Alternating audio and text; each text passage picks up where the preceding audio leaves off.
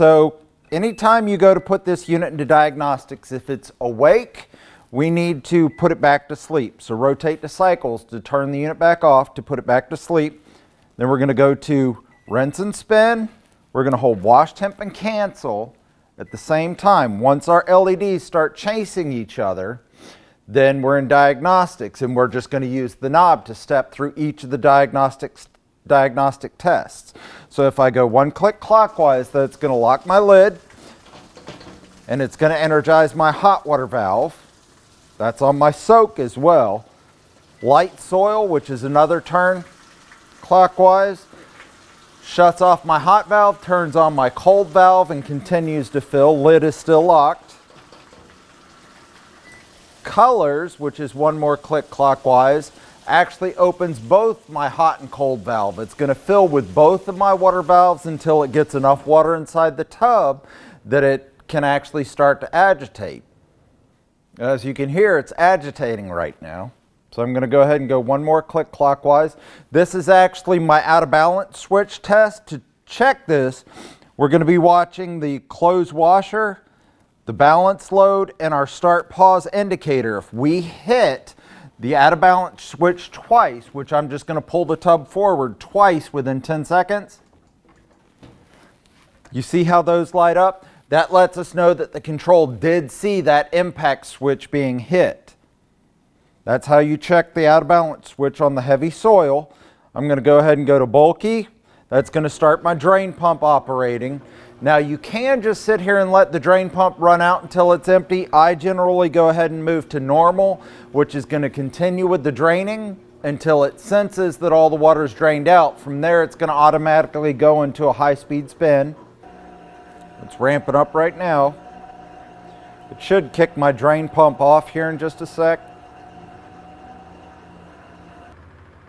Yeah, my drain pump's done.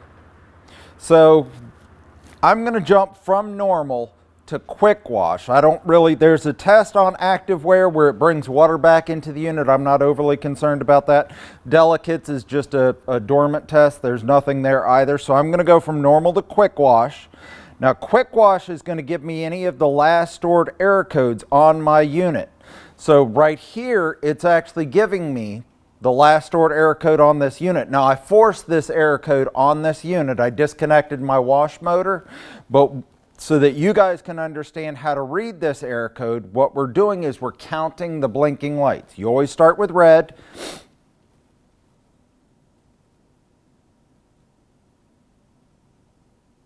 One, two, three, four, five.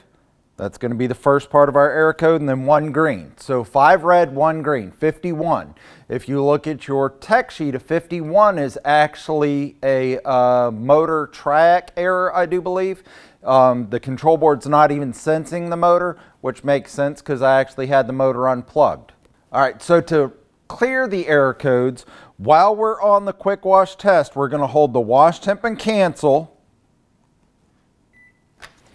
Now you can see we don't have any error codes left inside of the unit, but we are still in diagnostics. So to get back out of diagnostics, move to any test other than the quick wash, and we're going to hold wash, temp, and cancel. And that chime lets us know that we're back out of diagnostics. We can go back into normal operation of any of the cycles. And now I'll move to the dryer. All right, so now I'm going to show you guys how to get into the dryer diagnostics. Now, if your unit's awake, go ahead and put it into a hibernation state by moving the selector knob to cycles. We're going to rotate it to quick dry. We're going to hold dry, temp, and cancel buttons at the same time.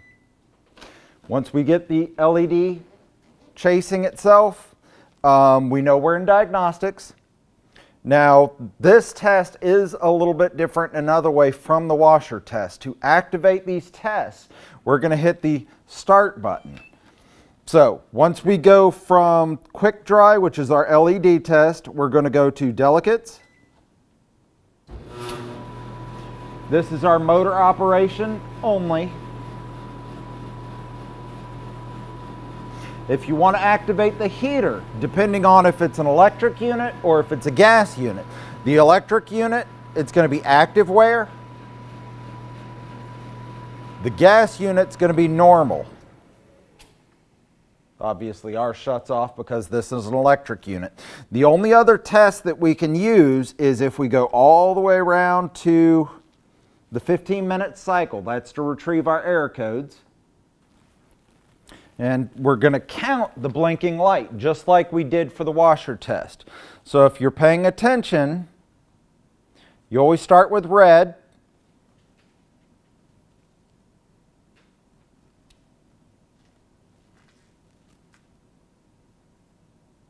We got 5 and 2. 5 red, 2 green. And just like the washing machine before, I forced that error code. I unplugged the dryer. 5-2 is the motor is not sensing, or the control is not sensing that the motor is rotating, which makes sense because I had the motor unplugged whenever I tried to start the unit just to force that error code. But I wanted you guys to see how to retrieve the error code out of the unit. So while I'm here, I'm going to go ahead and clear that error code. I'm going to leave it on the 15-minute cycle. I'm going to hold dry temp and cancel. Now we don't have any more error codes, but I am still in diagnostics. As you can see, my LED is still chasing. So we're going to hold on any cycle except for the 15-minute dry temp and cancel.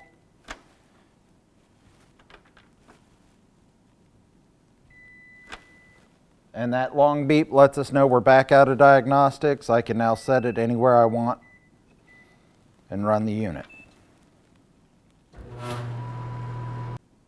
All right, guys, that's how you walk one of these units through its diagnostic sequence.